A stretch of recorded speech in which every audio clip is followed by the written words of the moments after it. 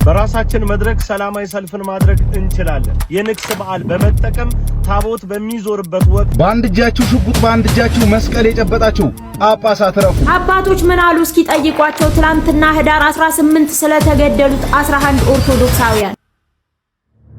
ሰላም ጤና ይስጥልኝ። ቤተሰብ እንደውቃችሁልኝ በአዲስና ወቅታዊ መረጃ ተመልሼ መጣሁ። ለጽዮን ማርያም እንኳን በሰላም ደረሳችሁ ያልኩኝ። በዚህ ቪዲዮ የምንመለከተው የነገውን እናታችን ዓመታዊ ክብረ በዓል አስመልክቶ እንደዚህ አይነት ወረቀት በመያዝ ድምጻችን እንዳሰማ ተላልፏል። እሱን የማስመለከታችሁ ነው የሚሆነው። ለዚሁ ደግሞ ነገ ምን የተፈጠረበት ቀን ነው፣ ለምን በዓሉን የምናከብረው የሚለው ነገር የማስመለከታችሁ ነው የሚሆነው። የአቡነ ገብርኤል ጉዳይም አለ። ሁላችሁም ቪዲዮ ላይክ እና ሼር ማድረጋችሁን እንዳትረሱ። ሰብስክራይብ ለምንድን ነው የማታደርጉት?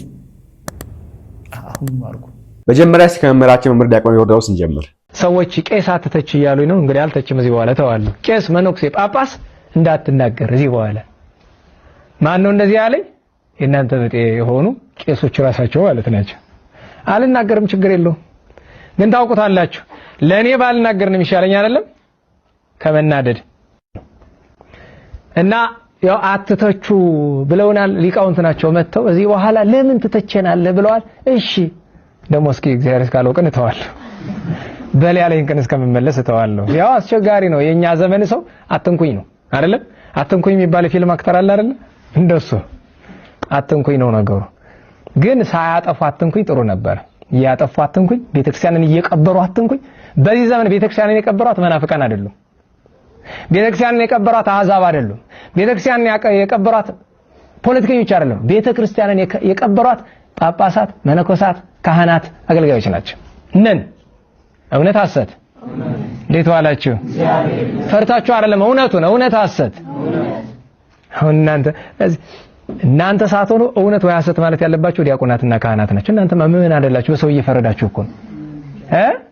እናንተማ እኛ ነን ነው የምትሉ እንጂ እውነት ሳይሆን ምን ነው ማለት ነው? እኛ ነን ነው። ቅድም አልተችም ብዬ ነበር። እግዚአብሔር ይስጠኝ። እንግዲህ አጠገብ ለመድን ይቅር ይበለው። እንግዲህ የትችት በሽታ ኑሮብኝም ይሆናል። እንግዲህ መድኃኔዓለም ቸሪቱም አምላክ ታውቃለች የትችት በሽታ እንኳን እንደሌለብኝ። ዝም ልል ስል ደግሞ በል የሚል እኮ ደግሞ አለ። አታውቁም? ይሄ የራሱን ነውር መሰወር የሚፈልገው ዝም በል እንደሚለው ሁሉ ቸሪቱ ደግሞ ዝም አትበል ትል ይሆናል እኮ። ሌላ ታተታው ልተውና መምህራችን እግዚአብሔር ይስጥልና እንደዚህ የምትሉ ሰዎች አላችሁ። አባቶች አትናገሩ፣ አትተቿቸው። ትችትም አይደለም በነገራችን ትችት አድርጋው ስለምትወስዱ እንጂ ፍርሃት ስላለባችሁ እንጂ ትችት ሊባል አይችልምና ከዚህ ብዬዋለሁ። እኔ ምዕመናን ጳጳስ መክሰስ ይችላሉ። ባይዘው በቤተክርስቲያን ሰዓት መሰረት፣ በቀኖናችን፣ በመጻሕፍቶቻችን መሰረት፣ በፍትሐ ነገሥት መሰረት ምዕመናን ጳጳስ መክሰስ ይችላሉ። ይሄ ነገር ማወቅ አለብን። ኦኬ ካጠፋ ጥፋት ካጠፋ እዚህም እዛ የሚል ከሆነ አንድ እግሩ ቤተ መንግስት አንድ እግሩ ቤተ ክህነት የሚያደርግ ከሆነ አያስፈልገንም ብሎ ምዕመናን መክሰስ ይችላሉ። ይሄን ትምህርት ገልጠው ስላላስተማሩና ስላልተማረን እኛም ስላነበብን ነው እንጂ ምን ትችት የሚባል ነገር የለም። ኦኬ አባቶች ጥያቄ መጠየቅ ትችት አይደለም። ኦኬ ዘር አትስበኩ፣ ፖለቲካ አትስበኩን። ኦኬ ስንሞት ድምጻችሁን አሰሙልን፣ ሞታችንን አስቆሙልን ብሎ መናገር ይሄ ትችትም አይደለም፣ ሌላ አጀንዳም አይደለም። የክርስቲያናዊ ግዴታችን ስለሆነ ነው የምናደርገውና እኛ ደግሞ ስንናገር እንደዚህ ነገር ይመጣል። እንደምትመለከቱት ቪዲዮ ፓውዝ አድርጋችሁ ማንበብ ሲያላችሁ በዚህ መንገድ እንግዲህ ቤተክርስቲያን ለማጥፋት ኦርቶዶክሳን ለማጥቃት ኦኬ ኦርቶዶክሳንን ከአንድ ቦታ ለማጽዳት ነገ ደግሞ ከዛ ካሉበት ካጸዱ በኋላ ከሙሉ ኢትዮጵያ ለማጽዳት አጀንዳ ዘርግቶ የተንቀሳቀሱ የሚገኙ ሰዎች አሉ። ከነዚህ ሰዎች ለቤተክርስቲያን ነቅታችሁ አውጡልን ነው ያልነው። እኛ ከነዚህ ሰዎች ጎን አትቆሙ፣ ለተክሎች አትስጡ ነው የምንለውና አሁንም ቢሆን እንግዲህ አባቶች አትናገሩ የምትሉን ካላችሁ እኛ የምናገራቸው አባቶች አሉ፣ የማናገራቸው አባቶች አሉ። አንድ እግሩን ቤተ መንግስት አስቀምጦ አንድ እግሩን ቤተ ክህነት የሚያደርግ ከሆነ ኦኬ መስቀል በያዘበት እጁ መሳሪያ የሚጨብጥ ከሆነ እናገረዋለን። ተገቢ ስላልሆነ እኚህን አባት ስሟቸውና ወደ አቡነ ገብርኤል እንመለስ። ሰው በወንጌል ካልኖረ ጭንቅላቱ ይጠፋል። እንደ ዶሮ ጭንቅላት። የዶሮ ጭንቅላት ትንሽ ናት። የዶሮ ዓላማ ደግሞ መበተን ነው። ከምትበላው ምትበትነው ነው። እንዲህ አይነት ጭንቅላት ይዞ የሚመራ ለሀገር የሚመራ በታኝ አፍራሽ እንዲህ አይነት ጭንቅላት ይዞ ቤተክርስቲያን መሪ መሆን አይቻልም። ጠባብ የሆነ አመለካከት፣ ሰፊ የሆነ ማመለካከት ነው ሊኖረን የሚገባ። ወደ አገልጋይነት ተመለስ። ወደ ቅጥረኛነት አትግባ። ካህን ቅጥረኛ አይደለም። ካህን አገልጋይ ነው። ምዕመናን ለማገልገል ሌት ተቀን ለምዕመናን ማገልገል ብቻ አይደለም፣ ለምዕመናን ለመሞት የተዘጋጀ ነው። ካህን፣ ጳጳስ፣ ሊቀ ጳጳስ፣ ቄስ፣ መምህር ይሄ ነው አገልግሎቱ። እና ተመለስ ወደዚህ። የንጉሥ አገልጋይ አትሆን፣ የካድሪ አገልጋይ አትሆን። ልንገራችሁ ሁለት ማሊያ አትልበሱ፣ አይጠቅምም። ይሄ ሽር ጉድ የሚለው ነገ ይጠፋል። አንድ እግርህ ቤተ መንግስት፣ አንድ እግርህ ቤተ ክርስቲያን ውስጥ ያለ ሰው እንዲያ ነው የምትሆነው። ግልጽ ነው የምናገረው። እንዲህ አይነት ነገር የለም። ወይ ቤተ መንግስት መሆን ነው ወይ ቤተ ክህነት መሆን ነው። እንደዚያ የሆነ ሰው ሁለቱንም ያጣል ማለት ነው። ሁለቱንም አጥቶ ነገ ይዋረዳል። አይቻልም እንዲህ አይነት አሰራር። ያኛው ምድራዊ አሰራር ነው፣ ይሄኛው ሰማያዊ አሰራር ነውና አንተ ሆይ ወደ ቤት ተመለስ፣ ወደ ክህነቱ ወደ አገልግሎቱ ተመለስ፣ ለምእመናን ለመምከር ተመለስ። ቤተ መንግስት ፍርፋሪ የቀመሰ ሆዳም ነውና እንግዲህ ካላችሁ እንዳትቀየሙ። በትክክል ካልሰራችሁ አዎ ና በትክክል ስራ ነው። ዓላማዬ እሱ ነው። እንደሱ ነው እያልኩ ያለው። የቤተ መንግስት ፍርፋሪ የቀመሰ ሆዳም ይሆናል። ሆዳም ሰው ደግሞ ወንድሙ ቢገደል አይሰማውም፣ ሆዱ ጋርዶታል። አይደል? እየሆነ ያለው አይደለም፣ እየሆነ ያለው አይደለም። እንትና የሚገለው ለምን ይመስላል? ሆዳም ስለሆነ አይደለም። እንግዳ ምን በደለው? ምን አለው? እንትና የሚገለው ለምንድን ነው? ሆዳም ስለሆነ ተታሎ አታላይ ሆኖ አይደለም። ና ወደ ቤት ተመለስ፣ ወንድምን ውደድና አገር ስራ። ያንተ ዓላማ ይሄ ነው። አባቶች የነገሩም ይሄ ነው። ቤተ ክርስቲያን መጽሐፍም የነገረን ይሄንን ነውና ወደ ሕጋችን ወደ ቅድስናችን ልንመለስ ይገባል። ወደ ሕይወታችን ልንመለስ ይገባል።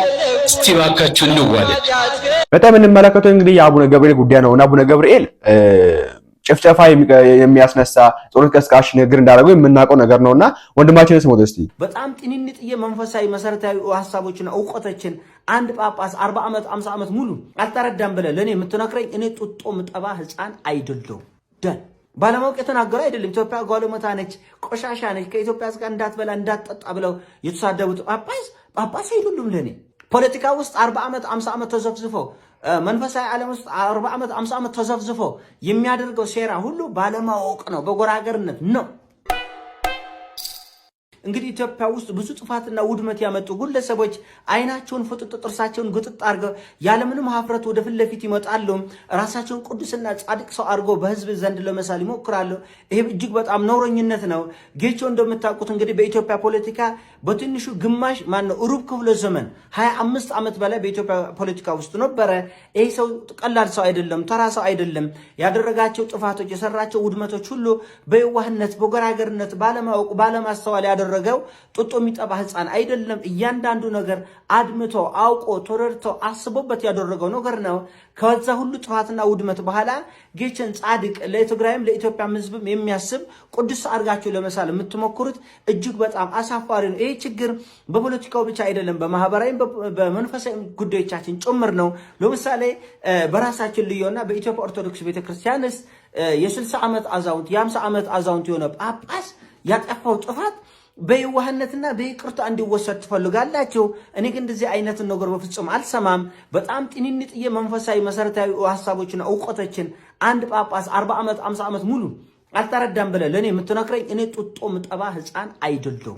ደን አታስመስሉ። በፖለቲካም በማህበራዊ ጉዳይም በመንፈሳዊ ጉዳዮቻችንም አይኮል። ለምሳሌ ባጭሩ እንውሰድና አሁን በትግራይ ሲነደስ ኢትዮጵያ ጋለሞታ ነች ብሎ የተሳደበው ጳጳስ በየዋህነት ነው ብላችሁ ለኔ ተነግሩኛላችሁ። እኔ ምናልባት ልጆችና ችኮች ይኖሩታል፣ ሌላውን በዴ ሽፍታ ነው። ጳጳስ አይደለም ከስር መሰረቱ። ቆቡን አድርጎታል፣ ልብሱን ለብሶታል። ሰውየው ግን ወንበዴ ነው። ባለማወቅ የተናገረ አይደለም። ኢትዮጵያ ጓለሞታ ነች፣ ቆሻሻ ነች፣ ከኢትዮጵያ ጋር እንዳትበላ እንዳትጠጣ ብለው የተሳደቡት ጳጳስ አይደሉም ለኔ። የተናገሩት ንግግርም ደግሞ በአፍ ወለምታ በስቶት በየዋህነት በጎራገርነት የተናገረ ሳይሆን ከልብ በሞላ ሞልቶ በፈሰሰ ጭካኔ ነው። አንተ አታስፎግረን ዝም ብለ ቁጭ በል ተብሎ ካልሆነ በስተቀረ አቡነ ገብርኤልም ሆነ እና አቡነ ሰሮቀ ጳጳስ የሚናገሩት ንግግር በየዋህነት ወይ በስቶ አይደለም። አድፍጠው ተዘጋጅተው ተወርተው ነው። ፖለቲካ ውስጥ 40 ዓመት 50 ዓመት ተዘፍዝፎ መንፈሳዊ ዓለም ውስጥ 40 ዓመት 50 ዓመት ተዘፍዝፎ የሚያደርገው ሴራ ሁሉ ባለማወቅ ነው፣ በጎራገርነት ነው። በፍጹም አንቀበልም። ስለዚህ ጉዳይ እናንተ ታውቁታላችሁ፣ እኛም እናውቃለን። አታስመስሉ። ማስመሰል አይጠበቅባቸውም። የሌባ አይነ ደረቅ መልሶ ልብ ያደርቅ። ህዝባችንን ትውልዳችን ለማጥፋት የምትሰሩ ሰዎች እናውቃቸዋለን። በሱስ ጉዳይ፣ በአደንዛዥ ዕፅ ጉዳይ፣ በዚህ በተመሳሳይ ጾታ ጉዳይ ምን አይነት አቋም የት መቼ ለምን እንደምታራምዱ እናውቃለን።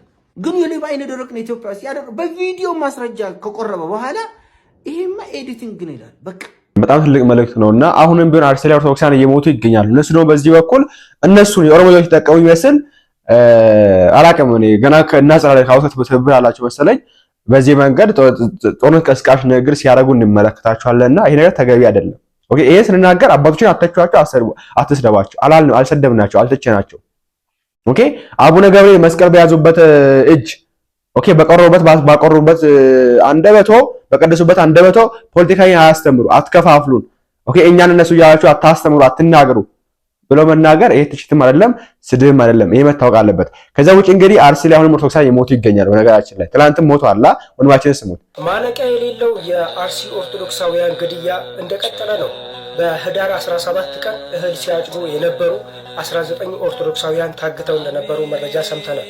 እነዛ ከ19 ኦርቶዶክሳውያን ውስጥ 11ዱ በዛሬ ዕለት ህዳር 19 ቀን እንደተገደሉ መረጃዎች እየወጡ ይገኛሉ። አሁንስ ይሄ ጥቃት ኦርቶዶክስ ተኮር አይደለም፣ ሃይማኖት ተኮር አይደለም። ያ ሃይማኖት ተቋማት ጉባኤ ያለው አሁን ያስኬዳል። አባቶቻችንስ እስከ መቼ ነው ዝም የምትሉት? እዚህ ሁሉ ሰው የሞተ ሰው ሁሉ አንድ መግለጫ ነው የሚገባው? ለነዚህ ለታገቱት ኦርቶዶክሳውያን ሁሉ አንድ መግለጫ ነው የሚገባው? ለሰማችሁ ነው እንግዲህ አርሲ ላይ አሁንም ቢሆን 11 ኦርቶዶክሳውያን ከታፈኑት ከ19 ኦርቶዶክሳውያን 11 ሞተዋል። በጣም ነው የሚያሳዝነው። ማንንም አልተናገረላቸው፣ ማንንም ጸሎንላቸውም እና ብዙዎቻችን ጽፎን ነበረብን መናገር ነበረብን፣ ግን እየተናገረ አይደለም የምንገኘው። በጣም ነው የሚያሳዝነውና ይሄን አስመልክቶ እንግዲህ ነገ በህዳር ጽዮን ማርያም በዓል ላይ በዓመታዊ በዓሉ ላይ ዘመቻ እንደሚደረግም ወንድማችን ተሄዶ ነግሮናልና እስቲ እሱንም እንመልከት። በራሳችን መድረክ ሰላማዊ ሰልፍን ማድረግ እንችላለን። ዋናው በአንድነትና በመተባበር ይህንን ጥሪ ማቅረብ ነው። ባሳለፍነው የቅዱስ ሚካኤል የንግስ በዓል ላይ ብዙ አመርቂ ባይሆንም ነገር ግን ለአርሲ ኦርቶዶክሳውያን ወገኖቻችን ድምጾች ተሰምተዋል። አሁንም ህዳር 21ን የእመቤታችን የቅድስት ድንግል ማርያምን የንግስ በዓል በመጠቀም ታቦት በሚዞርበት ወቅት የተመረጡትን 4 ጥሪዎች በጋራ በማሰማት ከአርሲ ኦርቶዶክሳውያን ወገኖቻችን ጎን መቆማችንንና ይህንን አጀንዳ አለመርሳታችንን በማስታወስ የበላይ አካላት አሁንም ቢሆን ስደትና መከራ እንዲሁም ሞት ላልቆመው የአርሲ ኦርቶዶክሳውያን ጉዳይ ትኩረት እንዲያደርጉ ማድረግ እንችላለን። አሁንም ቢሆን የአርሲ ኦርቶዶክሳውያን ወገኖቻችን ከአጀንዳ በላይ ጉዳዮቻችን ናቸው። ወንድማችን እግዚአብሔር ይስጥልን። ሁላችንም ፍርሃት ስላለብን ነው እንጂ ሌላ ምንም ተአምር ስላልተባልን። ባለፈው ሚካኤል ላይ እንዳደረግነው ይሄን ወረቀት ይዘን እንደዚህ ነው ወረቀት ይዘን ወይ ደግሞ የሰጠን 4 ጽሁፎች አሉ። አርሲ ጣራለች አርሲ እነዚህ ማንለም የሚል ጽሁፎች አሉ። እነዚህ ጽሁፎች ይዘን ወጥተን ድምጻችንን እናሰማ ነው። ሌላ ጦርነት አላልንም። ኦኬ በገዛ ቤታችን ውስጥ ይሄ ወረቀት ይዤ መቆም መብት አለኝ። ቤተክርስቲያን የኔ ቤት ናት።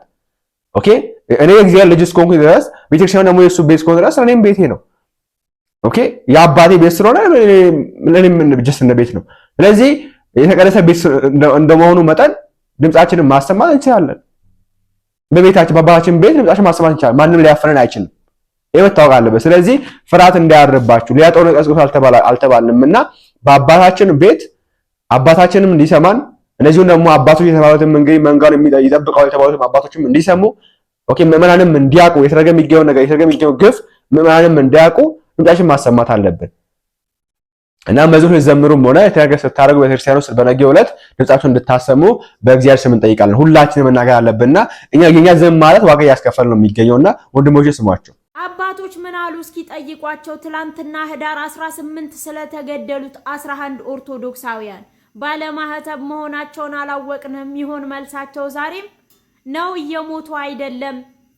የትኛው ይሆን መልሳቸው? እስኪ ጠይቋቸው፣ ዛሬም ይንገሩ። እናንተስ ምን አላችሁ? ዛሬም ተኝታችኋል? ኦርቶዶክሳውያን ክርስቲያኖች በሙሉ ይህንን ቪዲዮ ኮፒ ሊንክ፣ ሼር፣ ዱዊት፣ ሪፖስት በማድረግ ለብዙሃኑ እንድታደርሱልኝ በትህትና ጠይቃለሁ። አርሲ ዛሬም እየተጣራች ነው። ወንድሞቻችን እህቶቻችን በመከራ ውስጥ እያለፉ ይገኛሉ። እባካችሁን አጀንዳችንን አርሲ እናድርግ። በአርሲና በተለያዩ ቦታዎች ብዙ ኦርቶዶክሳውያን ክርስቲያኖች እጅ እየተጫነባቸው ይገኛል። ስለዚህ ሌላ አጀንዳ መቀበልን ትተን ለአርሲ ድምፅ እንድንሆን በትህትና እጠይቃለሁ። ዝም ያላችሁ አንዳንድ ሰዎች እስቲ ልጠይቃችሁ፣ ወንድሞቻችሁ እህቶቻችሁ አይደሉምን? ሐዋርያው ቅዱስ ጳውሎስ በኤፌሶን መልእክቱ ምዕራፍ 2 ቁጥር 19 ምን ብሎ ነው ያስተማረው? እንግዲያስ ከእንግዲህ ወዲህ ከቅዱሳን ጋር ባላገሮችና የእግዚአብሔር ቤተሰቦች ናችሁ እንጂ እንግዶችና መጻተኞች አይደላችሁም። ወደ ኤፌሶን ሰዎች ምዕራፍ 2 ቁጥር 19 እንዲህ በማለት ሐዋርያው ቅዱስ ጳውሎስ በክርስቶስ ክርስቲያን ተብለው የተጠሩ ወንድሞቻችን እህቶቻችን ቤተሰቦቻችን እንደሆኑ አልተናገረም? ታዲያ በአርሲና በተለያዩ ቦታዎች በመከራ ውስጥ የሚያልፉ የኔና የናንተ እህት ወንድሞች አይደሉም? ለምን ድምጽ ከለከልናቸው? ኦርቶዶክሳውያን እባካችሁን ሁላችንም ትኩረት ለአርሲ እንዲሆን ድምጻችንን ከፍ አድርገን እናሰማ። እኛ ፖለቲከኞች አይደለንም፣ ግን የኦርቶዶክስ ተዋህዶ ክርስቲያኖች መገደል ይቁም በማለት ድምጻችንን እናሰማለን። እግዚአብሔር ጸጋ የቅዱሳኑ ተራዳይነት ከሁላችን ጋር ይሁን። ዛሬም ትኩረት ለአርሲ። ሰላም ሰላም፣ እንዴት አላችሁ ውድ ኦርቶዶክሳውያን ክርስቲያኖች? ሰላም እግዚአብሔር ከሁላችን ጋር ይሁን።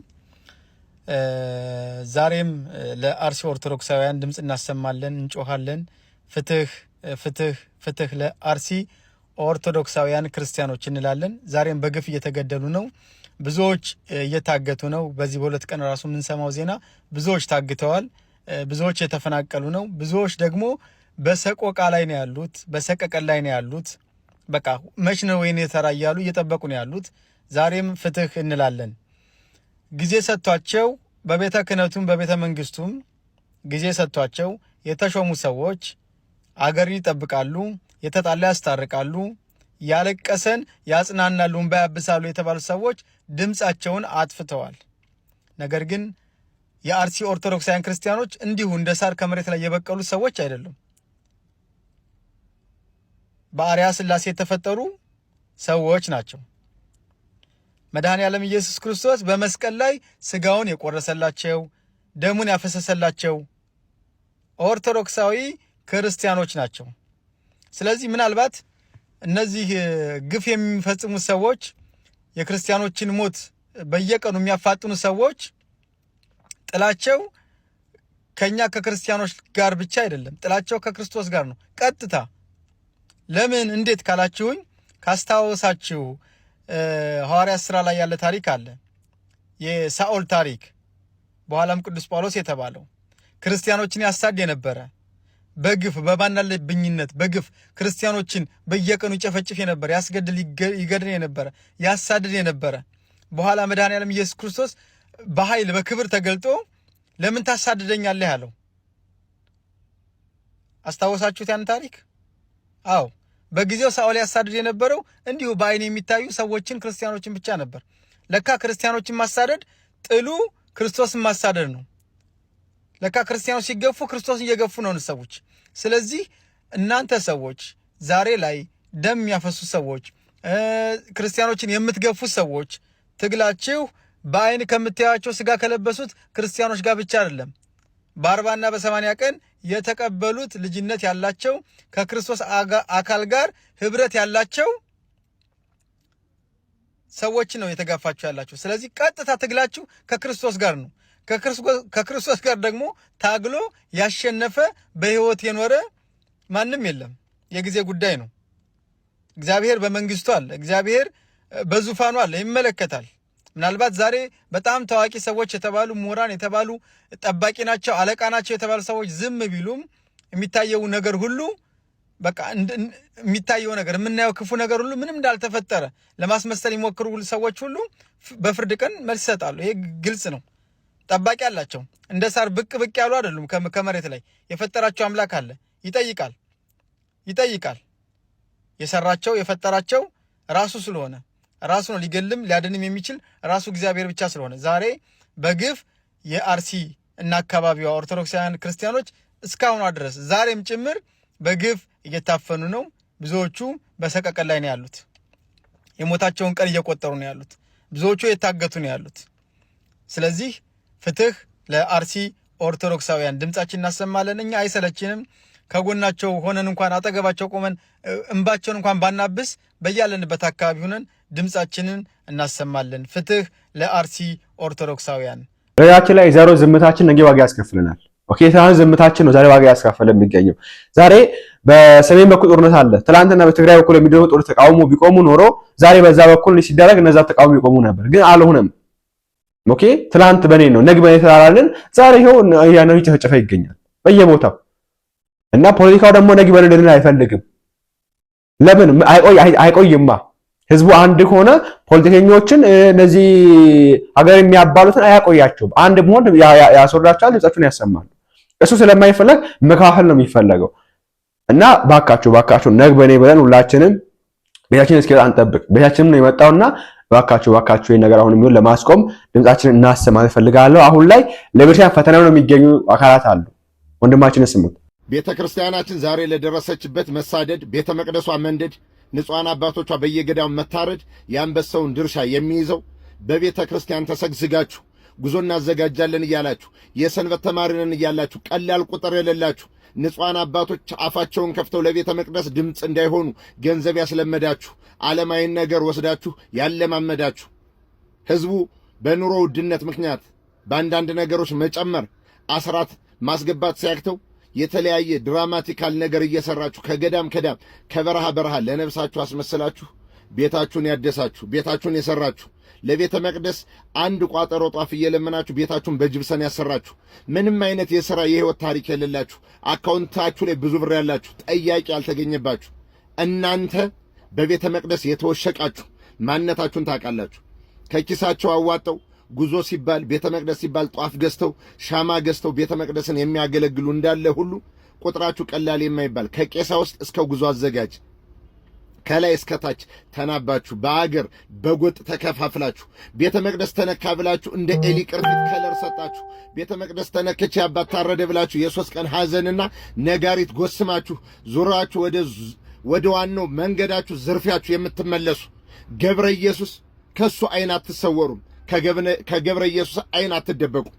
እምልላችኋለሁ ጠርጊያ ተጀምሯል እግዚአብሔር አምላክም እንዳለው አንቀጽ ምዕራፍ መዝሙር እንዳጠቅስ እኔ ገብረ ኢየሱስ በልብ በብርሃን መንፈስ ቅዱስን አንደበቱ ነኝ አንተው አናግረኝ አንተው አስመስክረኝ ብዬ ጠዋት ጸልዬ ማታ መስግኜ የምተኛ የኢየሱስ ክርስቶስ ባሪያ ነኝ የድንግል ማርያም ልጅ ገብረ ኢየሱስ ሰው ውሸትን እንደ ፔሎና እንደ ካባ ተኮፋፍኖ በነገሰበት ጊዜ እውነትን ይዤ ብቻዬን የቆምኩ ስለ ቤተ መቅደስ ክብርና ሐቅ ማወራ ወደ ውስጥ ቀርብ ያላየዋት ጨርሼም ያልጠፋውባት ራቅ ብዬ በክርስቶስ ፍቅር የምዋጋላት እግዚአብሔር ከፈቀደ እንደ ሐዋርያው ጳውሎስ ካለዛም ደግሞ እንደ ማረው ዳዊት እንዲያረጋኝ ጧት ማታ ስለሱ የምጮህ ደካማ ወንድማችሁ ነኝ ቤተ መቅደስን ተሰግዝጋችሁ አባቶችን ገንዘብ አስለምዳችሁ ስለ ንጹሃን መታረድ እንዳይጮሁ ስለ ቤተ ክርስቲያን መንደድ ድምጽ እንዳይሆኑ በየገዳማቱ የፈረሰ ድንጋይ ላይ ያስቆማችሁ ፍርግርግ ላይ ያቆማችሁ ከነሰራዊት ፍቅሬና ከነሸዋፈረው ደሳለኝ ያለ ርክክቦሽ ድራማቲክ ፊልሞችን የወሰዳችሁ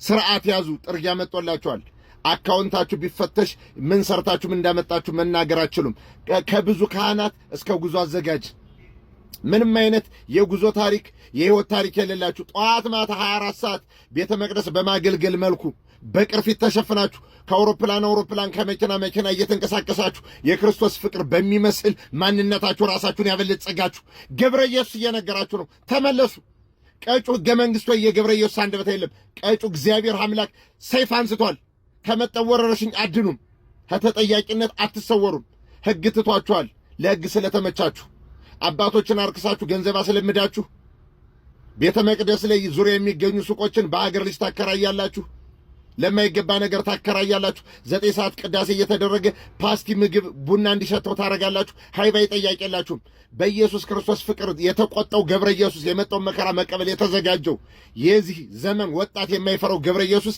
ስርዓት ያዙ ጥርጊያ መጥቶላችኋል ኮፒ ሊንክ ሸር አድርጉት የነቃችሁ ተማሩበት ያልነቃችሁ እዛው ሰዓት ለመማገድ ራሳችሁን አዘጋጁበት የነገውን በዓል የምናከብርበት ምክንያት ምንድነው እንመልከት ያዕቆብ ዘስሩግ እመቤታችን ቅድስት ድንግል ማርያምን እሳታዊት ታቦት ይላታል የቀደመችይቱ የቃል ኪዳኑ ታቦት የበኋላይቱ የድንግል ማርያምን ሕይወት ይመስላል ህዳር 1 ቀን ቅድስት ድንግል ማርያም የምትታሰብበት ዓመታዊ ክብረ በዓሏ ነው በዚህች ዕለት እመቤታችን ቅድስት ድንግል ማርያም ምሳሌ የሆነችው ቅድስቲቱ ታቦት ለሙሴ ከተሰጠችበት ጊዜ ጀምሮ በብሉይ ኪዳን ያደረገቻቸው ድንቅ ስራዎች የሚታሰብበት በተለይም ደግሞ ዳጎንን አሳፍራ ከመሬት ላይ ጥላ አድቅቃ በፊሊስጤማውያን ላይ መቅሰፍትን አምጥታ እግዚአብሔር አምላክም በእሷ ላይ ድንቅ ታምር የሰራበት ከዚያም በኋላ ደግሞ በንጉሥ ሰለሞን ልጅ በቀዳማዊ ምኒልክና በሊቀ ካህኑ አዛርያስ አማካኝነት እግዚአብሔር ፈቅዶ ወደ ኢትዮጵያ የመጣችበትና ኢትዮጵያ ባደራ የተቀበለችበት ዕለት ነው። የቃል ኪዳኗ ታቦት ሕይወት የእመቤታችን ሕይወት ይመስላል።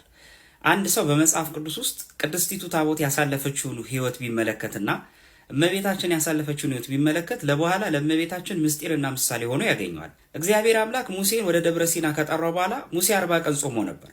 ታዲያ በ40ኛው ቀን ስርዓተ ኦሪትን ካስተማረው በኋላ ቅድስት የሆነችዋን ታቦት ራሱ አዘጋጅቶ እግዚአብሔር ራሱ ጽፎበት ሰጥቶታል። ታዲያ ሙሴ ወደ ከተራራው ይዞ ሲወርድ አጋጣሚ እነዚህ እስራኤላውያን የላም ጥጃ ቆመው እየሰገዱ ስላገኛቸው ሙሴ ንጉሥ በመንግስቱ ጎልማሳ በሚስቱ ቀናይ እንደሆነ እነዚያን 2 ጽላቶች በእጆቹ የያዛቸውን እጅግ ስለተበሳጨ ወደ ህዝቡ ቢወረውረው በዚያን ሰዓት 3000 ህዝብ ከታቦቲቱ ኃይልና ስልጣን የተነሳ ሞተዋል።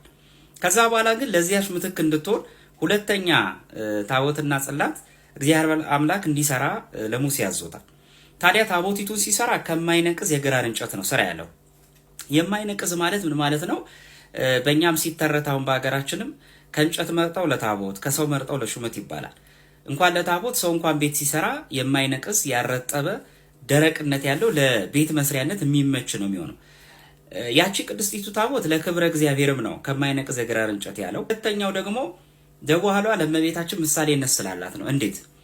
የማይነቅዝ እንጨት ማለት እመቤታችን ያ መንቀዝ የተባለ መርገመ ስጋ መርገመ ነፍስ ካላገኛት ከንጽሕት ቅድስት ድንግል ማርያም የወደቀ ስጋ አይደለ ንጹህ ስጋን ሙስና መቃብርን አይደለ የተቀደሰ ሰውነትን ይዛ ከተገኘሽ ከቅድስት ድንግል ማርያም ፍጹም ሰው ሆኖ ለመወለዱ ምስጢርና ምሳሌነት አለው። ስለዚህ የበኋላ ታቦት ማለት እመቤታችን ናት።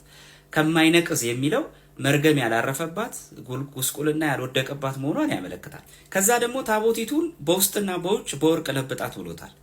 በውስጥና በውጭ በወርቅ ለብጣት ደግሞ ማለት እመቤታችን ቅድስት ድንግል ማርያም በስጋም በነፍስም በአፋ በውጭም በውስጥም ንጹህ ለመሆኗ ምሳሌነት አለው። የእመቤታችን ንጽህና በምድር ላይ ካሉ ከወርቅና ከዕንቁ ይበልጣል። ለዚህ ነው ሶሎሞንም ጥበበኛው በመኃልየ ሶሎሞን መጽሐፉ ላይ አልብኪ ነውር ያላት እመቤታችንን ምን ነውር የለብሽም ብሏታል። ምን ማለት ነው? ነውር የለብሽም መርገመ ስጋ መርገመ ነፍስም የሐልዮ ኃጢአትም ጭምር የነቢብም የገቢርም ኃጢአት አልተገኘብሽም ማለት ነው። ከዛ በኋላ ያቺን ታቦቲቱ እንዳዘዘው ሰራ። ጽላቱን ከእብነበረድ አዘጋጀና እግዚአብሔር አምላክ በብርሃናዊ በተቀደሰ እጆቹ 10ቱን ቃላት ጽፎበታል። ስለዚህ ዛሬ በአክሱም ጽዮን የምናገኛት ያቺ ቅድስቲቱ ታቦት ማለት ሙሴ በእጆቹ ያዘጋጃት እግዚአብሔር ራሱ በእጁ የጻፈባት የእግዚአብሔር ለሰው ልጆች የሰጣት የተቀደሰች መገናኛ ዙፋኑ ናት። ታዲያ እንግዲህ ታቦቲቱ ለብዙ ዘመናት ከሙሴ መሪነት ጋር አብራ የቆየች ናት። ኢያሱም ሲተካ በኢያሱ ላይ አድሮ እግዚአብሔር አምላክ ድንቅ ስራ ሲሰራ ታቦቲቱ ከኢያሱም አልተለየችም። ታዲያ እስከ ሶሎሞን ዘመን ድረስ ከእስራኤላውያን አልተለየችም። ታቦቲቱ እስራኤላውያን መከራ ሲገጥማቸው አብራ መከራ እየተቀበለች እንደውም በአፍኒንና በፊንሐስ ዘመን ጭምር ኃጢአትና በደል በቤተ መቅደስ ስለበዛ ታቦቲቱ ተወስዳ በፊልስጤማውያን እጅ ገብታ ነበር። የሚደንቀው ነገር በፊልስጤማውያን እጅ በነበረችበት ሰዓት እነዚያ ጨካኝ ፊልስጤማውያን ለታቦቲቱ ለማቃለልና ምንም ድንቅ ታምር መስራት የማስችል ተራናት ብሎ ለመሳለቅ ከዳጎን በታች አስቀመጧት ይላል። በራቸውን ዘግተው ቢወጡ ግን ቅድስቲቱ ታቦት የእግዚአብሔር መንፈስ ያደረባት ያንን ዳቆን ከመሬት ላይ ጥላ ተሰባብሮ እንዲወድቅ አድርገዋለች እና ፊልስጤማውያን ሲመጡ እጅግ ደነገጡ። በዚህም አላበቃ፣ በእግዚአብሔር በታቦቲቱ ላይ ድንቅ ስራ ሰራ። ፊልስጤማውያንም ህዝቡ ጭምር በደዌና በቁስል ተመቱ። ይህን ጊዜ ነገስታቱና መኳንንቱ በጣም ስለጨነቃቸው ለነዛ ሙት ሳቢ ለሆኑ ለጠንቋዮቹ ሄዱና ምን እናድርግ አሏቸው ይላል። ላሞችን አጥምደን በሰረገላ ላይ አድርገን ወርቅና መማለጃ ከወደ ኋላ ላይ ጭነን ወደ ሀገሯ እንስደዳት አሉ። በዚህ ተስማሙ። ገና የወለዱ ላሞች ናቸው። እነሱን ጠምደው ከኋላ ሰረገላ አድርገው እንደ እጅ መንሻም እንዲሆን ወርቅና ብር እንቁን ከአጠገቧ ላይ አድርገው ወደ እስራኤል ሰደዋታል። በዚያ ዘመን ደግሞ ታቦቲቱ ወደ እስራኤል የምትመለስበት ዘመን ማለት ንጉሥ ዳዊት ስልጣን የያዘበት ዘመን ማለት ነው። እስራኤላውያን ወታደሮቹና ካህናቱ ቅድስቲቱ ታቦት ይዘዋል ሊመጡ ሲል ካህናቱ መንካት የሚገባቸውን ብቻ ቅድስት ታቦት፣ ኦዛ ግን በእጆቹ በመንካቱ ተቀስፏል። ምክንያቱም ኦዛ ለምንድን ነበር የነካው? ለታቦቲቱ አዝኖ ነበር። ነገር ግን የእግዚአብሔርን ታቦት ከካህናት በቀር ማንም መንካት አይገባውም ነበር። ላሞቹ ሲፋንኑ ታቦቲቱ የምትወርቅ መስሎት ዘሎ እጁን ቢሰነዝር በዚያ ሰዓት ተቀስፎ ሞቷል። ይሄም ለበኋላ ለእመቤታችን ምሳሌ ነው። ይህም ለበኋላ ምሳሌ ነው ለእመቤታችን ለቅድስት ድንግል ማርያም። እመቤታችን ቅድስት ድንግል ማርያም በዕረፍቷ መታሰቢያ በጥር 21 ቀን ከተደረጉ ተአምራት መካከል አንዱ ከአይሁድ ተልኮ የመጣ ታወፈንያ የተባለ ሰው አይሁዳዊ ነው። የእመቤታችንን አስክሬን አቃጥላለሁ ቢል መልአኩ እጁን ቀስፎት በኋላ ግን እጁ ተመልሶለት ተፈውሷል እና የተዋፈንያ ምሳሌ እንደሆነ ሊቃውንት ያነሳሉ። ተአምር ቅዱስ ዳዊት ሲሰማ ምን አለ? ቅድስቲቱ ታቦት ወደ እኔ ትመጣ ዘንድ እንዴት ይሆንልኛል በማለት አርንቆ ተናገረ። ከበኋላ ላይ በንጉሥ ሶሎሞን ዘመን ግን በቀዳማዊ ምኒልክ አማካኝነት አዛሪያስና በተባለው ካህንና በሌሎቹ ካህናት አማካኝነት ቅድስቲቱ ታቦት ወደ ኢትዮጵያ መጣ። በተለያዩ ሀገራት ከረገጠች በኋላ ወይም ከተቀመጠች በኋላ ወደ አክሱም ጽዮን ዛሬ ባለችው በተቀደሰችው ቤተ መቅደስ ለብዙ ዓመታት ተቀምጣ እናገኛታለን። ወደ ኢትዮጵያ ቅድስቲቱ ታቦት ብቻ አይደለም የመጣችው፣ እመቤታችንም መጣለች። ለዚህ ቅድስቲቱ ታቦት የእመቤታችንን ሕይወት ይመስላል ያልነው ከዚህ መነሻነት ነው። በዚች ቀን በአክሱም ጽዮን ቅድስቲቱ ድንግል ማርያም በእልልታና በይባቤ የምትከበርበት የምትመሰገንበት፣ ታቦቲቱም ወደ ኢትዮጵያ በመምጣቷ ሐሴትን የምናደርግበት ቀን ነው። እግዚአብሔር አምላክ ከእመቤታችን ከቅድስት ድንግል ማርያም በረከት ረድኤቷን ያሳትፈን። በዓሉንም የተባረከና የተቀደሰ ያድርግልን። እኔ ራሱ ሌላችን ኤምስ ነበር አውፕ ተማራችሁበት አዲስ ነገር ሰራችሁበት ማልጣጣም በቀጣይ ባሪፍና በአስተዋወድ የምንመለስ ነው የሚሆነው። ላክና ሼር ማድረግ እንዳይረሳ። ነገ ሁላችሁም ድምጻችሁን አስተምሩ አልፈልጋለሁ። በቀጣይ ወደ እንመለሳለን። ቸር ቆዩልኝ።